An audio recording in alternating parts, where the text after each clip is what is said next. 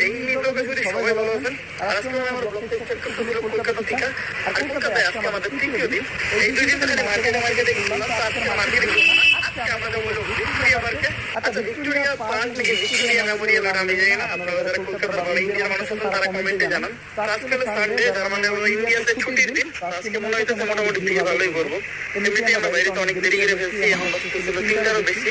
তাই এখন আর দেরি করা যাবে না। তো তাছাড়া একটু রিক্সায় চলে স্টেশনে ঘুরে যাই। আর আমাদের কপালটা এতই খারাপ, আমরা বাইরে দুপুরবেলা। আর ইন্ডিয়ার দুপুরবেলা দোকানও খোলা থাকে না, গাড়িগুলো তেমন ভাবে চলে না, যার জন্য হাইওয়ে স্টেশন পর্যন্ত যেতে হবে। ওইখান থেকে রেলে চলে মেট্রো স্টেশনে যেতে হবে। মেট্রোতে চলে আমরা যেমন ভিক্টোরিয়া ডিরেক্ট যেতে পারবো না, আমাদের খুব ময়দানে জেনে নামতে হবে।